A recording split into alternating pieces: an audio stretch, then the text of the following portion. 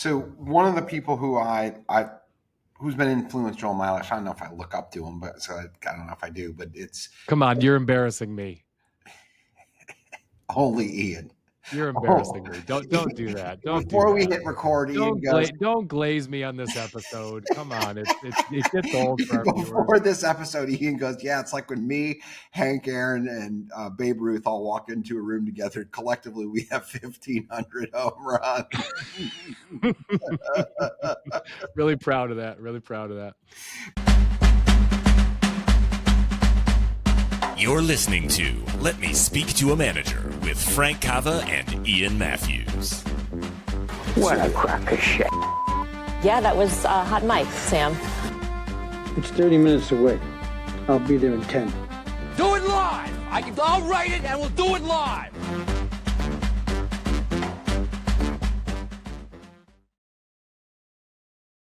Frankie! Ian, you son of a bitch. Here's who I can tell you don't want to surround yourself with. People who do construction for a living. You can't look at a damn calendar. I'm failing at that for sure. That's been the last 20 years of my life. Frankie, sad week for us. An icon has fallen. One of our heroes growing up, the Hulkster, has passed away. Yeah, he the way that I summarize this is this is also a really crazy week because Dion Sanders came out to have like some kind of really scary cancer that had to get cut out. Yeah, had his bladder removed. Yeah, and he's down to like 7-8 toes. So like the most amazing athlete in probably the history of our lives. He's up there with Bo Jackson, right? He didn't get hurt. He has more sustainability. But like literally he's hobbling. Hulkster's dead. Everybody on your shirt is dead. It's like the comment that I use with Nickel all the time is I tell him these are the titans of our youth. And the titans of our youth are dying. Like 1989 was 36 years ago. It was a long time ago. Yeah. Like, it happens. What's your favorite memory of Hulk Hogan? So I have two. My first memory of Hulk Hogan, because we didn't have cable when I was little, is when we went to Rocky III. And he was in Rocky III and he Awesome. was Thunder Lips. And then I really was out of wrestling when he came back as a heel.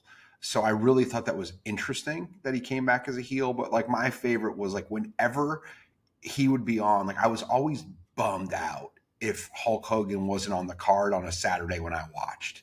Like if it wasn't, it's like watching golf without Tiger Woods. Like what the hell is the point? Yeah. And you know, the concept we're going to talk about today is around network, but it's impossible to think about Hulk Hogan without thinking about some of the people that were around him. So you brought up Sylvester Stallone. So when you think about Hulk Hogan's career, I think about Stallone, who made him famous by putting him in Rocky III. Yeah. I think about Vince McMahon, who took a chance by bringing Hogan in because Hogan actually was kicked out by his dad for being in that movie. He said, "Screw you, I'm doing the movie." He was actually in Not some Hogan's shitty dad, movie. McMahon's dad. McMahon's dad, Right. And the kid brought him back. When the kid took over, Vince Jr.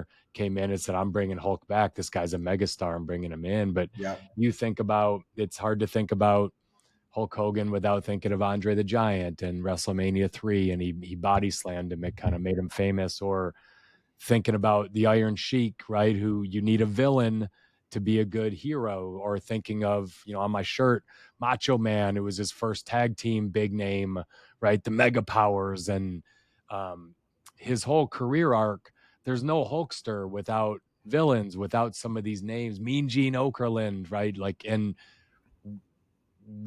Frank and I have been talking about, we've had a lot of success in our careers, but there's none of that success without some of the people around us, without surrounding characters, surrounding folks. And there's Jim Rohn has a quote, which is, "We are the average of the 5 people we spend the most time with."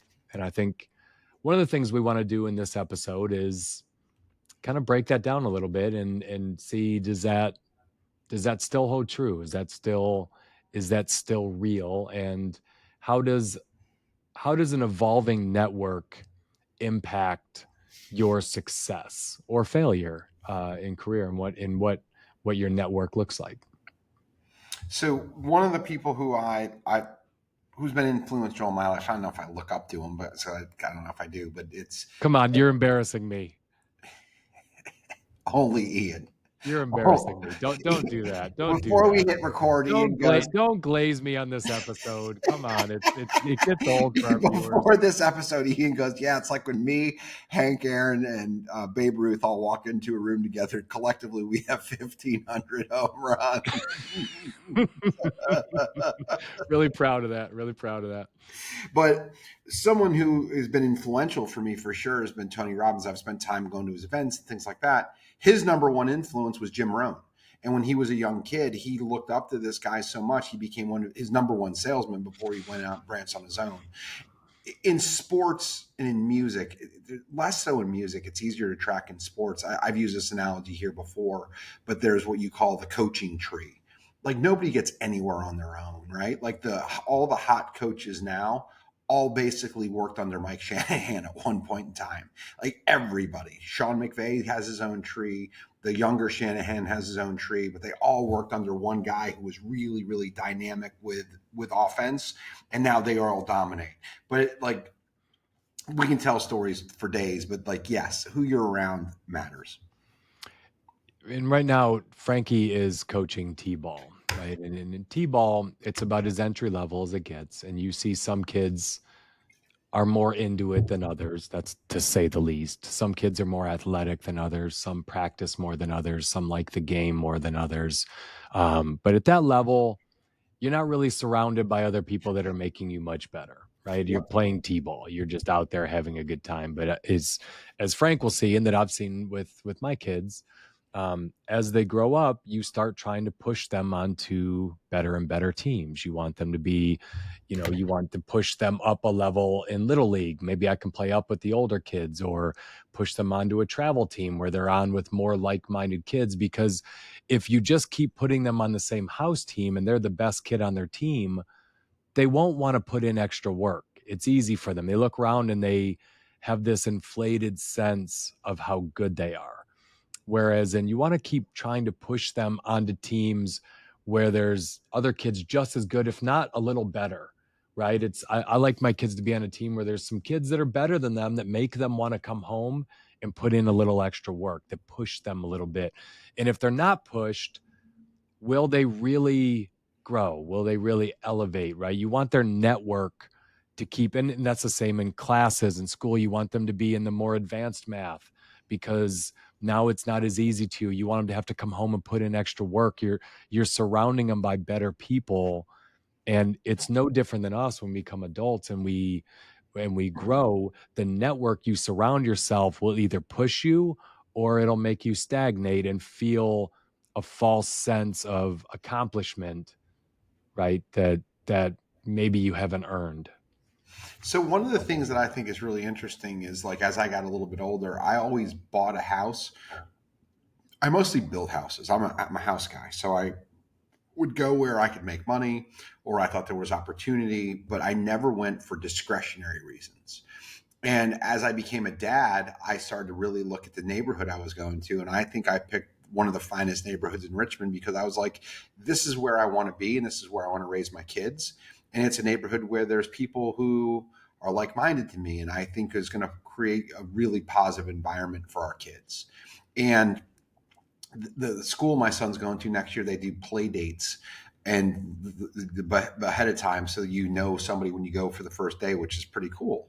And having conversations with these people, it's a higher caliber of people, and it's something where the school my son's at now, I think he's one of the smarter kids.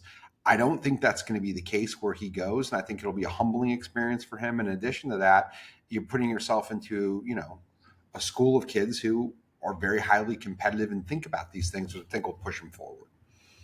Yeah, and you're going to have to think more and more of those kind of things as your kids get older, Frank, and you get past just wanting them to be social, but wanting them to be competitive and to push themselves. And,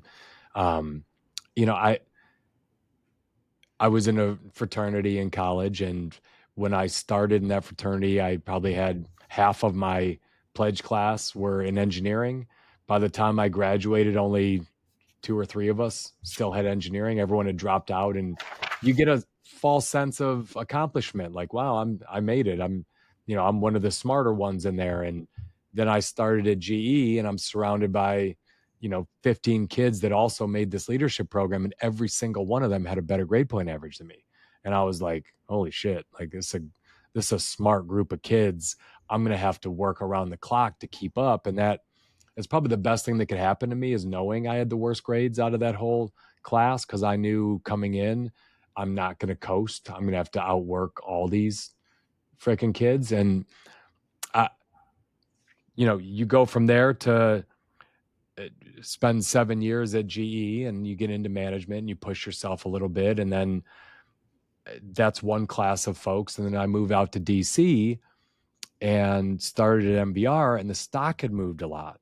And now I was starting as an executive, and my new peer set were people like Glassmacher and Nyman and Rainer Altman. My boss was, Bill Inman. And so the people that I was starting to hang out with socially and professionally were way ahead of me financially, like way ahead of me. I was very young to be in that executive role, and I'm going out to dinner and they're ordering $500 bottles of wine. And I'm like, how am I going to pay for those? You're hoping they're picking up the tab. Yeah, but that wasn't the case. And they weren't even being mean. They were just, it's kind of what we do. Like they didn't think, and I had to put on an air a little bit of like, yeah, no big deal. Like $1,000 Capital Grill tab. Okay. But I'm also like, I hope my credit card doesn't bounce. But I can tell you on one side that sucked a little, but the other side, I wanted that. I wanted to put the work in to get to that level. It motivated me and inspired me. So by my network changing over time, and I had left a network in Chicago where I was still hanging out largely with my friends from college and their friends from college, and most of them were in the same financial level as me. I completely changed my network to where it was like, oh, I am in a totally different league than where I was before, and I'm going to have to step my game up. Now, these folks were 15, 20 years older than me, but holy shit, like I better bring my A game to keep up with this crew of people. So this isn't really where we're going with this agenda, but I think it makes sense to add this here, and it's slightly different, but it's this. I went to Ryan Holmes, similar to Ian, I went out of college. He went as a second stop. But when I went there, I realized I had better pedigree than almost everybody else I was compared with, or like were my peers, because Ryan Holmes hired from a broad skill set of people, and none of them were builders. So I was a very rare anomaly where I was a builder. So I knew that I was going to crush, and I did. So I didn't really hold myself to that peer group. I very quickly found myself more talking to very similar people that Ian, like we have overlap. This is 10 years apart, but the same group of people. And I was just a young college kid, so they didn't like welcome me. But what I did is I kind of clamored to be a part of that group in ways, and they invited me pretty quickly to be a part of that group in different ways. But I knew that I was ascending, and I was already ahead of the people I was with. And I didn't alienate anybody, but I didn't really build huge friendships there. I built more friendships with a similar group of people that Ian ultimately worked with a few years later, because that's where I aspire to go. So I think what you have to understand is like, you need to be able to kind of walk this line. If you find yourself in a position where maybe you're the best, because I wasn't the best at any other point in my life, from a GPA standpoint, from any of those things, I just had a skill set these people didn't have, and it gave me an advantage. But I didn't want to be part of the peer group. I want to be part of that next group. But you have to figure your way in. You usually have to earn it through performance for them to invite you along. So you're not like known as a brown noser or a kiss ass or one of these things. So you got to figure out like, I need to dominate here, but that's the group I want to go and be a part of. So you leave NVR after 15 years there, and you now find yourself without the same network that you had built your whole career on, right? Like almost everyone professionally that you had come to rely on worked for the same organization. And now you find yourself on the outside of that looking in. And we both learned pretty quickly that once you're out of a company and you're not in their loop, no one's really got a lot of time to talk to you. Like Nope. every once in a while, maybe a catch up, but I didn't keep talking to people from GE. I didn't keep talking to folks from MBR except every once in a while. You kind of find yourself without that network. So what was that like for you starting a business, which again is a very lonely thing to do in general, but kind of being without a network? Yeah. So I don't know if you remember this. You called me. It was a Sunday afternoon. It was like 2015, 16, something like that. It was before I had kids. I think it was before I was married. And I was like on my way to a networking event. And you brought up a pretty heavy topic. You're like, I think I'm going to quit. And I was like, shit, I'm late. I got to hop in the shower. I don't want to blow off my buddy. And we were talking about something, but I quoted, this is what I said to you. And I said, That was look, 17. Yeah. 17. was it 17? End of Yeah. 17? All right. So maybe I had just got married, but I was heading to an event. And I said to you, I said, look, if you do this, you think you have a network, but you don't. You have to create a new network and find a new group of people because the one you currently have isn't going to ultimately be who is going to be a part of this next chapter. You'll have some carryover, but by and large, you're going to have to start over. And Ian wrote for Quora and wrote for Forbes, and like he created his own group of people, and there was some carryover from both college and post-college and GE and NVR, but that was kind of a small group that has pivoted him to where he's gone. What I learned in leaving NVR is it was very lonely, and I was kind of grasping at straws of how to build my network. And I told Ian, I wrote this, there's no way to summarize it other than dipshit, a $50,000 check. And I worked with him for a year as like a mentee sort of thing. I realized about 30 minutes into our first meeting, like I had accomplished more than he had. And it was rough. At one point I asked him a couple questions. He goes, use the force, bro. That was his answer for 50 grand. But at the very, very end of it, he said, look, as we kind of end our year here, there's a group you should check out. I learned later he got a fee for referring me. But he referred me to a group of people who were pretty similar in real estate. Like we did roughly the same thing. We were all roughly the same spot. It was a mastermind group. So 10 years later, I left it. But for the first 5 years, I was like one of the smallest operators. So there was like, I remember, I don't know if I've ever told you this, sitting in a meeting and I got so pissed off. This guy was making $50,000 on a deal and I was making $6,000. And I was like, there's no way I can make 50,000. The entire house is selling at 40. So like, I can't make 50, right? Like he had a $50,000 fee. My entire house traded for 40,000. But he was in San Diego. I got so pissed off, but I had so many other skills that eventually, once I figured this thing out by being in a room with better people, I caught up fast. But it was so demoralizing in the beginning, but it showed me like, these are the things that are possible. There's a term in psychology called social contagion, right? And it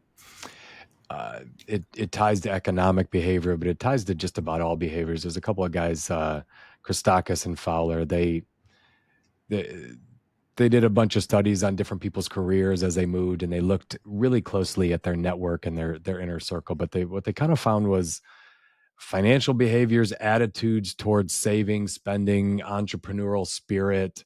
It all spreads through social ties, and it's not just direct social ties, but it also spreads through, there's almost like a third degree of separation. So it can be loose ties through other people that you know. And you pick up those habits, you pick up different things. So when I was meeting Frank, and really it was a long time, Frank had the same vehicle forever. And it was a beat up old used vehicle SUV, and he kept it for a long time. And obviously Frank learned that from somebody in his circle had taught him to not spend aggressively. I don't know where did you, how long did you have that for? Was it a Forerunner? That green one? Yeah. Oh, How long did you have it? 8 How long? years. 8 years? Yeah. Right? Got old. So someone in your circle, though, had taught you, right? It could have been your high school buddies, your My college dad. buddies, your dad, right? So someone in your circle had showed you, that's you shouldn't buy and sell and flip vehicles quickly, and that left a little impact on me. Like, here's a guy who's pretty successful, and he's not like all these other dipshit division managers at Ryan Homes that run out and buy a new Mercedes every time they get their bonus in March. Like, it's a guy that doesn't give a shit what you think about him. He's saving money and he's going to start a business. So that you were in my circle at the time, and I was paying attention to that. Now, I wasn't someone who went out and bought a new car all the time, but we both kind of saw the world the same way a little bit. My dad was the same way, but sometimes we seek out people that have our spending habits. Sometimes it rubs off on us. So for me, I saw that. It was one of the first things I noticed about you. I'm like, I like that about this dude. Like, at the time I was driving my Jeep Grand Cherokee that I'd probably had for 5 years. I didn't flip vehicles all the time either. I put it into stocks. I put it into different shit than you did. But I remember being like, I like this guy. Like, he saves his money. He's putting that away for something. It left an impact on me. So part of with social contagion, we hang out with people, they influence us, we change. But also a lot of times we seek out social networks where we see people have something in common with us to start. And so there were obviously a lot of things when I got to know Frank. His dad was a very blue collar guy. My dad was a blue collar guy. We kind of both grew up in blue collar towns, probably mine a little more blue collar than Frank's. I don't want to make it seem like Frank grew up in a crappy town, but it wasn't Palm Beach. It was the outskirts of Palm Beach where I was the outskirts. I was born in the equivalent of where you grew up. My dad moved, but it like my roots were in the Springfield, Massachusetts, and Trenton are very similar. Yeah. But ultimately though, the more you start to hang out with someone, the more they start to influence you, the more things start to happen. And it's interesting, like Frank and I have kind of grown up through different, we've seen each other when we didn't have a lot of money. We've seen each other when we were charging. We've seen each other when we were both starting our businesses. But, one thing that I think you've had a big impression on me, because you are one of the top 5 people I talk to the most, is I'm relatively cheap when it comes to investing in myself. I invest in myself a lot, but usually through reading, through self-study, through lots of different things. I'm kind of economical about it. You will blow it out to learn. So you brought up Tony Robbins. You've spent a buttload of money on different Tony Robbins things, and that's been an influence on me, like things I would have never done. I remember when you told me you cut that $50,000 check for that guy who turned out to be a dipshit, and I was physically ill. I was like, I can't believe my You buddy started giving me ideas on how to get out. I was so mad. I wanted to kill that guy. I was like, he buffaloed my friend. He screwed my friend. Now this guy ended up screwing Frank over, but when I left it, I was like, fuck, that's awesome. Frank's going to do fine. Like, he's willing to put money into making himself better. That left an impression. And I have spent a lot more on myself than I would have if I wouldn't have had Frank in my circle. I think the pivot point on this is like in possibly one of the most embarrassing moments of my life, I tried to give a toast when I was hammered at my 40th birthday party. And one of the things that I liked that I tried to compliment Ian on is he has an ability. I remember I was on the phone with Ian and I saw this guy run by, and I've been desperate for abs for 2.5 decades. And I was like, man, this guy's ripped. I told Ian. He goes, yeah, but Frankie, we're going home and having a great bottle of wine. He's going home and eating ramen. It always kind of reminded that we were having a conversation that we're not going to share here now before we hit record about just like loving where we're at in life. And that's one of the big things that's rubbed off on me. So what I think really kind of comes up in some of these situations is you have to understand. Someone said to me 2 days ago, they're like, everybody wants what someone else has. And I think what you have to understand is there's a healthy amount of that and there's an unhealthy amount of that. And I think that's what we're trying to talk about here. It's like, when do you strive for what somebody else has, and when do you have to stop and realize this is pretty good? And if you need more, that's where I think you can look to groups. But and then you have to kind of say, you know what, this is actually a pretty cool thing that I've got. I like that you're bringing up the unhealthy part of this too, because there are points in your life where you have to say goodbye to a network if your ambition is above theirs, right? Yep. So, I went back to my high school reunion, and it was awesome seeing some of those folks. And, but there are some of them that their ambitions just weren't that high, and they haven't really left town. And some of them haven't left town and have done really well, and they're kicking ass and making a lot of money. There's others that still are kind of doing the same things they were doing 30 years ago in the same town and really haven't gone that far. And I kind of knew some of my best friends that I hung out with a lot in high school, or at least guys I played sports with and hung out. I knew if I hung around, I wasn't going to get as far as if I went and tried to change my network.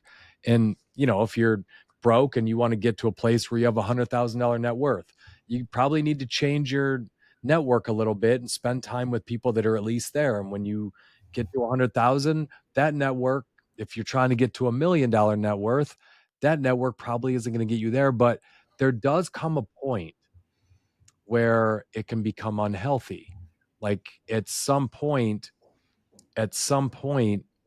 striving, if you got 50 million in the bank, $100 million, and you're like, I'm going to go start hanging out with billionaires, you could be depressed, right? If you changed your network to a bunch of billionaires and you were like, man, their boat's nicer than mine, their jet's nicer than mine, they got bigger diamonds, like they own a sports team and I don't. You Here's can be worth here's a 100 million and depressed. Here's a flip part of that, right? Ian goes out with these other guys who are ordering $500 bottles of wine, and he's worried how's he going to pay for it. But then he comes down with me. He's like, all right, we're not going to order Schaefer Hillside Select. We'll order Schaefer 1.5, but it's only $250. But $250 at the time for me was a lot of money, right? So it's like these things are all relative, and nothing happens in a vacuum. The comment that I have used before, and the way that I phrase it, is this: you have to fire friend groups. And it's awful, but it's awful. Like, it just is. It's not something you like. But I had a guy who was one of my better friends in Virginia, and he always got blackout drunk, and it always turned into like whatever woman he was with was being physically hurt. Like he accidentally hit someone once, and it was like, okay, a mistake. Happened the second time. We're like, well, was that first one a mistake? The third time it was like, this is clearly a pattern. And I remember, like, I told him, like, you cannot stay at my house. She's going into a guest room, and then tomorrow we're done. And I remember that, but it's like I didn't want to be a part of that, and that's a pretty clear example, right? Like, I needed to make sure that lady was safe, and she was. But like, I'm not putting myself in the middle of that. Like, tomorrow I'll get you an Uber, and I'm moving on with my life, because that's, you guys got to figure that stuff out. So it comes down to, like, sometimes you have to fire friend groups. Sometimes you need to drastically limit your exposure. I've done this, and I don't want to bring up names, and I won't even bring up situations, but there are certain groups of people that I see. I breeze in on my schedule. I breeze out on my schedule, because that works for me. And ultimately, no one is going to be the regulator of your time other than you. So it's the reason I think reality TV is so popular. People sit and watch this crap because it's a currency that can be traded amongst the broke. And if you don't know how to manage that yourself, you're going to fall prey to it. So you have to have the ability to either just cut it off or limit it so it doesn't become a cancer. So Frank had to fire some people in his friend group. And you truly said, listen, I can't hang out with you. Like, you can't be in my house. You had to do that. And that's hard. And that was a brave decision, because Frank knew if I keep spending enough time with this person, it's going to drain me. It's going to drain off. I can't think of too many where I've had to do that, but I've definitely just ghosted on some, just kind of separated and kind of quit being around. And for me, moving multiple times, I moved from Michigan to Chicago. I got away from a lot of the people that I had grown up with. I didn't really have to fire anyone. I just could kind of drift away, and you're not around them. You don't see them. I had a different friend group. Same with when I left Chicago. When I left Chicago and I came to DC, I just start all over from scratch, and I could choose the people. Professionally, I was largely getting that, but I also could choose, Jenny and I could choose the people we were making new friends with in a new city in DC. And we And you can stayed use in those touch. lessons and be somewhat selective. Yeah, we stayed in touch with a lot of people from Chicago, but I could also kind of just stop staying in touch with folks that were sort of secondary in our network that hung around but weren't really going anywhere. And you quit calling them, you quit reaching out, you don't, I guess you don't fire them, but your new network starts to carry you to different places. And, but at some point you stop doing that because again, you get back to when I talk about chasing, I always go back to the story, and I've told it here before on this, but the story of Kurt Vonnegut when he went to the New York dinner party, and I think some of the Rockefeller heirs were there or something, and he was talking to one of his buddies that was like, "Oh, he's got this, and he's got that, and he's got this mansion," and they were hosting this huge dinner party, and Rockefeller was like, "I've got something they don't have." And he's like, "Yeah, what?" And he goes, "Enough." Like those people, it's never enough. They're unhappy. They got everything in the world and they're still chasing something. I got enough. I'm all Who right. said that? You said Rockefeller said, but I think Vonnegut said it. Vonnegut said it about the Yeah. Right. Yeah. He said about the Rockefellers who were, so they were throwing this dinner party, but Yeah. they were still envious of other billionaires who had more as heirs. And, I've always loved that, so there is a point where it's not serving to you, but there's a term called homophily, HOMOPHILY, and this is why I always say that Frank is a homo, because he practices homophily. Homophily means the tendency to associate with people similar to ourselves, and I think we still gravitate towards people that are similar to ours. So it's funny. I was talking about the friends that I made at MVR. You take like Glassmacher, Nyman. There were lots of people that made a lot of money, but the people I mentioned loved sports, right? They loved a good steak and some wine. They were hilarious. They were There was still enough people overlap. I liked being with them. They also came from very humble roots, so similar to Frank and I. Liked where Frank grew up. I saw a lot of Keith Nyman's upbringing in mine. I saw a lot of Glassmachers in mine. So even though they had made it to a totally different stratosphere than I had, we grew up similarly. So I gravitated towards them because they were still similar enough with me, but they had something I didn't have, and it motivated me to figure out what they had done to get to that level. So that influence really mattered in how I behaved and what I did what I was willing to do to try to get to that level. I think what happens is success leaves clues, and it's kind of like breadcrumbs, right? And we like the same kind of breadcrumbs. So we start finding groups, and then what really is it works both ways. We did an episode 2 or 3 weeks ago about mentors, right? We've had mentors and we've been mentors. And the ones that have the most impact and are the longest lasting on either side are the people we have more things in common with. And that's what Ian's talking about with homophily, is that it's similar threads. It's of the same ilk, of the same, similar fabric. There's 1,000 different terms in our vernacular that are the same, but that's exactly what it is. And the things that have the longest lasting are the ones that have the most, by far, have the most cross threads or overlap. Yeah, and the question is really, so on the homophily, do rich people just hang out with other rich people, right? Do they go find them, or does hanging out with rich people make you richer, right? Their influence drives you a little bit.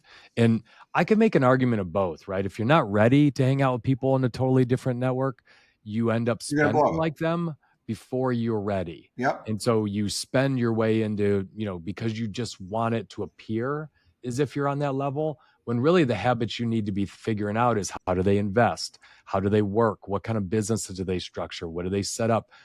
You want to see how they earn more than how they spend, or you'll never, I was way more interested when I changed networks coming out to DC, how did these guys figure out how to earn more? How did they run their business? What did they do? How do I keep up with that? Because I do want to spend the way they do, because it seems like a lot of fun to spend that manner. Ian and I are similar in this way, and I think I learned some of this from me, and I think some of it I had innately, but I think we're probably more similar this way now than we were 10 or 15 years ago. But it's this: when you realize you're in a different friend. So I mentioned protecting in the episode about mentors. I talked about protecting relationships with people who look up to you. The most important thing you can do is be kind and be someone who is like, understand what's happening and not screw that up, because you're important to somebody else, and it's crushing to people if you do screw that up. We talk about that. But if you're on the one kind of, you're on the periphery looking in, the group that you're with is you're on the bottom part of versus the top. The thing that is critical is knowing where you are. And not only knowing it, what do you bring to the table? You don't want to compete with them on, I'm going to bring $1,000 bottle of wine because they have $1,000 bottle of wine. You can't do that. So you have to offer something different. I can already afford that bottle of wine. What the hell do they need you for? So the thing is, like, what do you bring to the table? What I tend to bring to the table, and I think Ian was someone who showed me this, we'd bring humor. We bring a lightness. We bring an appreciation for things that they missed. We'd point out things that they can't do that we can because we're not as rich as they are, and how freeing that was. Right. So there's like we were on a boat and it was a party atmosphere. And this guy talked about like how successful he was, but he was not buttoned up. In college, he was really buttoned up because his father expected of him. And Ian literally just said to the guy, man, you missed some good partying. Like, that's a fun thing, right? Like, that's what we are different than you. And that, like, we aren't you yet. We're going to get there with your help. But this is what we bring to the table. And you need to understand those things can be different. They don't need exactly what they got. They got that. So you have to understand, like, what is your special sauce? That's going to bring you back. Being a poser is going to cause you to be the outside looking in. Being someone who's honest about it, like, yeah, I'm not there yet. Some people will be kind. Hey, you can't compete. Let me get this check. Let me get this tab. You're earlier in your career. I get it. Like, but you'll get here if you do these things. That's the magic, and you never know when that magic's going to happen. I love that. I love not posing your way into a new network. Just what do you add? What do you add to that group? What do you add to the group dynamic? Why would they want to spend time with you? Frank and I were on that sailboat because we were a lot of fun, not because we could buy the sailboat, right? We were on that. We became friends with this guy that owned it because he could go on that sailboat with a lot of different people. We were the ones he'd rather hang out with, not because he needed us to pay the gas or anything like that. And that's, you have to figure out how to get into some of those networks and what do you add. But once you get into it, you learn a lot. That's where you get an education. You kind of figure out a lot of things that you weren't doing at the level before you, because each level does something a little better, a little different, unlocks something new for you to get into it. But again, like, I think it always comes down to enough. So my Vonnegut story, that what's enough? And I was talking to Frank a few weeks ago, really good friend of mine, incredibly successful, owns a jet, came to pick me up in town in a jet. Awesome, right? You Uber to the airport. There is no security. You get dropped off at an office. You walk in, you tell them the tail number. They're like, yep, it's already here. You walk right out, right? Don't show an ID, and you get on a plane. And an hour and a half later, we were in Nashville at a bar. Like, that's how nice it is. And I am nowhere near that level, right? I'm successful. I have money. I'm okay. I'm not that level. It's just that flight alone was probably $25,000, to go through it. You've got a couple of different pilots that are on staff, all this, right? And it is really easy. The next day, my mind was spinning. What would I need to do? What kind of business could I start? What could I invest in? How could I get me a jet? It is really easy for your mind to start going to a place of, I want that, right? But like, what would the sacrifice be? My kids are still young. What would I have to give up to do some of that? And in the same conversation, I was talking to Frank about what I'm up to this weekend. I'm taking my son up to Philadelphia to go see a baseball game. What else am I going to do this weekend? We'll probably go to a batting cage. I might go hiking with them. We're in town. It's just the boys this weekend. Jenny and Madison are off on their own little trip. So, but I can't think of anything more I would rather do. If you gave me $20 million and said, now what do you want to do? I'd probably still want to go to the Phillies Tigers game. I'd probably still want to go hiking and do something healthy, maybe go to the gym with him and eat. So I'm at a level, when you say enough, easily enough where I can do exactly what I want to do, no matter how much money was in the bank. Now, if I had a jet, would it be fun to take the jet to the game? Yeah, on the margin, it would be better. But at some point, it doesn't buy much more. When you feel like, and I'll share this part of it. I bought tickets on Friday because we want to see the Cy Young winner on the Tigers, Tarek Skubal. It's IJ's favorite pitcher. So I bought tickets for Friday because he was supposed to be pitching on Friday. Well, an hour later, I get a text from a friend saying, hey, it looks like Scoobs is pitching Saturday. I'm like, God damn it. I just bought 2 great tickets, on Friday night. I'm in a place in my life where 20 years ago, that would have absolutely pissed me off, freaked me out. I spent all this money on these tickets, and we're not even going to see his favorite player. What did I do this time? I got back on StubHub, and I bought tickets to Saturday's game. And I'm going to lose a bunch of money on Fridays. Now I bought great seats for 2 different games, of which I'm going to go to one, because I'm in a place in my life where I'm not going to look back and be like, why don't you just buy another tickets? I'm there, right? I can do that. That makes me happy. Do I need a jet for any of that? Probably not. So you can resell those things at 15, 20% loss pretty easily. So that's one thing. But so speaking of like how these things work, right? Like I didn't know Ian was influenced by my shitty car until today. And that thing's been gone for 20 years. But Ian and I were having a conversation years ago, and I'm not going to use this guy's name. He goes, 2 people are going to call me up and say, we're getting on my private plane. One of them's this guy. The other one's you, Frankie. In the back of my brain, like someday I'm going to make good on that. I might not own the plane, but we're going, like, I'm working on a pretty big deal. And if that deal comes together, I'm calling Ian and we're making that happen. That's part of it. But the other thing that I picked up from this trip to Nashville is this. That plane is pretty cool for this reason. Ian and this guy flew around. He lives in Chicago. Ian lives in DC. They went to Nashville, but everybody slept in their own bed. So that plane gives you the ability to be in a bunch of different places in a day, and you might miss bedtime, but you see the kids in the morning going to school. And to me, that is what is worthwhile, right? It's so you can think about these incredible things and be like, oh, I wish I had it, or I would do this, or what is the sacrifice? The other way is like, round up. This is how I'm going to use something like that to motivate me, and it may or may not happen. But if it does happen, this is what it's going to give me.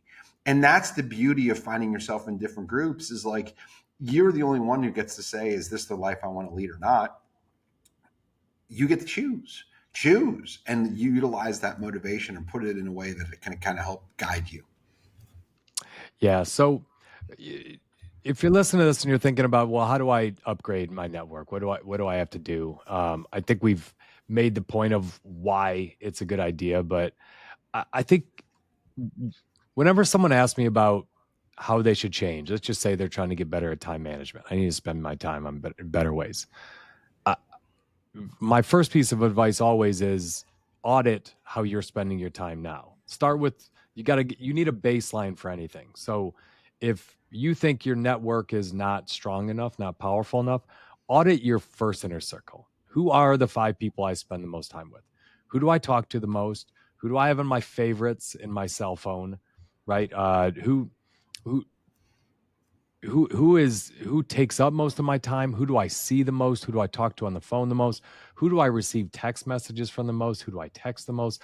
Go look at all of that. And if your ambition is higher than where you currently stand today, you have to ask yourself, does this network serve me? Right? And there are certain parts of your network that will always serve you. Your parents, your family, right? Some of your best Part of friends. the people may not serve you, but at the same time, they are your family. So you're sticking with that. Like you got to get the good out of that group. Keep going. 100%, right? But you got to kind of start with, do I need to start adding to this network? And Are the people in my network, is their ambition, does it reach mine? Does it match mine? Where they've, the status they've made in life, what they've succeeded with, what they've failed with? Do I need to look into more? And then you've got to think about, where are those opportunities where I could find people that are at a place in life where I'm at? That might mean leaving your company. That might mean, listen, I look around my company and there's not a lot of ambitious people around here. Yep. Right? Maybe you're in too small of a business, too small of a company. Maybe you're in too big of a company where everyone's just comfortable with a salary, right? So maybe you're in a company that's not growing and everyone around there seems fine with that. I left a really big, stodgy business for a much smaller business that was going up like a rocket ship. That was an opportunity for me to get around other people that were more ambitious. Even in a company as big as GE, it wasn't going anywhere. And there were too many people really comfortable with their salary and their benefits and their company car. So stop right there for a second, and I think this is important. In what year did you join NVR? 2004? 5. Okay. So 05. Okay. Ian joined in 05. In 05, home builders are not as sexy as I think GE. GE's a way bigger brand, a very small homeowner. But it was sexy to Ian because Ian was upgrading and picking a place that was better for him and gave him a better opportunity. GE long term could have been better. It's a way bigger company. The market cap, even down as much as it is down, its market cap is significantly bigger than the market cap of NVR. It's not even close. Like, I haven't looked at the statistics in 20 years. I'd be shocked if I'm wrong. Yeah. However, at the time, it was like 100x. It was GE was way 100x bigger, right? Yeah. So in every instance, everybody, like macroeconomic people or people who don't understand, think, no, go to GE. That makes more sense. I made the exact same decision in 1998. Everybody that I graduated college with in my major went to a commercial home builder, or excuse me, a commercial company. So they build monuments and structures, huge big contractors. Yeah. Yeah. And I went home building, and 2 of my professors made fun of me to my face. Like, what the hell are you thinking? Questioning me, like, Cava's doing this. But it doesn't matter. They were wrong. They didn't know me. They didn't have my best. They were using their bad decisions to try and influence me. And the best 2 decisions I made in my career was, one was joining CG, which we had talked about. And the first one, the primary one, was joining NVR. It spoke to my skill sets. So you have to understand who you are and what you want to get out of something. And then you have to utilize that. And I'll tell you one other quick thing about this. I interviewed with a company in South Florida. It was 6:00 on a Saturday, and 50 to 60% of their staff was working at 6:00 on a Saturday. And they walked me through there, and it was 6:00 Saturday. And I was like, holy shit, like, these people really work. And I thought about it. I'm like, when do you get ahead? Sunday? NVR boasted about, we work 9 to 5. During the summer, we golf once or twice a week. Like, I hate golf. I'm going to go there. And when those fuckers are golfing, I'm going to get ahead. I'm going to work. And when they're not working on Saturday, I'm going to work. And I'm going to take Sunday off because I don't want to work 7 days a week. But I'm willing to work 5.5, 6. And I found my way. In the land of the blind, the one-eyed man is king. I found that. Ian found that. I spoke to those things. But sometimes you got to swim against the tide to get there, and you have to be true to yourself. I love something Frank just said there, and it's counterintuitive. When I left GE, I left a circle of everyone around me was from a background perspective, from a education level, from universities. They were all engineers from Georgia Tech, Stanford, MIT, Michigan, smart people. I came down VR and I'm like, oh man, the talent pool is actually not nearly as good as GE. And I saw the same thing Frank did, which is, I'm going to stand out here. I'm going to stand out a lot more. So I actually traded, if you're just taking a company network, which for the record, your company is not, they're your network today. They won't be your network when you leave. They're just people you work with. I kind of saw that the executives at MVR were folks that I wanted to get tied with, but the actual rank and file, the talent, they weren't able to recruit the same people that GE could, because GE had a brand cachet on campus. And so sometimes you're kind of trading off, you might be in a big company, you're trading off to a place where you're going to shine a little bit more. And if you can shine, that means you're going to interact with the executives in that company more. That means the executives are going to be like, wow, that person has something, they stick out. I want to talk to them more frequently. I want to be around them a little bit more. And if not your organization, if you start, so Frank he starts his own business. And for a while, you kind of bumped around hanging out with local people in Charlottesville, and you were hanging out with kind of a lot of the developers, and they weren't really going anywhere. They were kind of stuck in stasis. They weren't going to the same places I was going. They weren't going where you were going. They didn't want to run a big business. They owned some stuff. They sold some stuff. So Frank got involved with a mastermind, right? Out of that lead from the $50,000 he spent, that was largely a ripoff. Aside from that, which turned into something great. But now Frank's showing up at a mastermind where everyone around him is farther than him. They're ahead of him. They're doing more business. They have more capital. They have more access to capital. Almost everyone, when you started at CG, was ahead of you, right? And that's a whole new network. Now, Frank had to pay for that. He had to pay quarterly for it. He had to pay his own freight to go show up to all these quarterly meetings. But he paid to get a better network. And in paying for that network pushed him to be better until he outgrew that network. Am I right? Is that 100%? So I talked about firing friends earlier. And one of the things that we talked about a little bit earlier before we hit record was a friend of Ian's who's in a relationship that he probably shouldn't be in, right? It's probably time to get out. But it's very hard to get out of those things. And I was in a relationship for 8 years with the wrong woman. And if I go back and look at it, we got together in April, and around October, I knew it was the wrong relationship. So 6-8 months, but that's it. But of all people, it was the guy that used to cut my hair. It was more of a hairdresser than a barber. And I've talked to Ian about this guy before. And hairdressers and strippers are the two people who flatter you the most in life. I'm told. I've never, of course, been with a stripper, but I'm told. But to that end, this guy, I was talking to him about how I wasted this woman's life, 8 years of her life, and her baby making years and all this other stuff. I had all this guilt.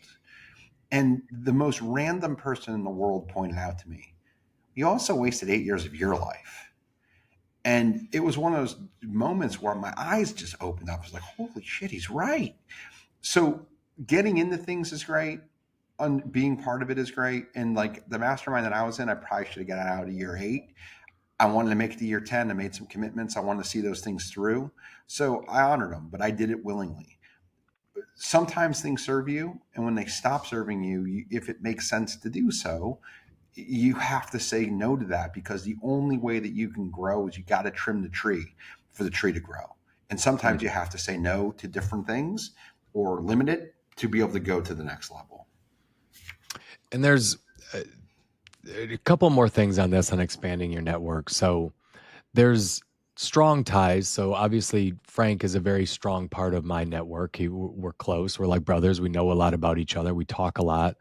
But then there's weak ties. There's ties, people that know me, that Frank has gotten to know, that Frank has benefited from. I've helped raise some capital from Frank. He's made friends with people. We're going to a wedding together with somebody that you're best friends with. Like, my wife's like, are you guys even friends? Yep. And right after I left MBR, Frank invited me to come to one of his mastermind meetings as a presenter, and offered it kind of as a favor for me to come in and to help out. And I went and did it. I didn't get paid anything for it. I just did it. I remember Jenny being like, why are we doing this?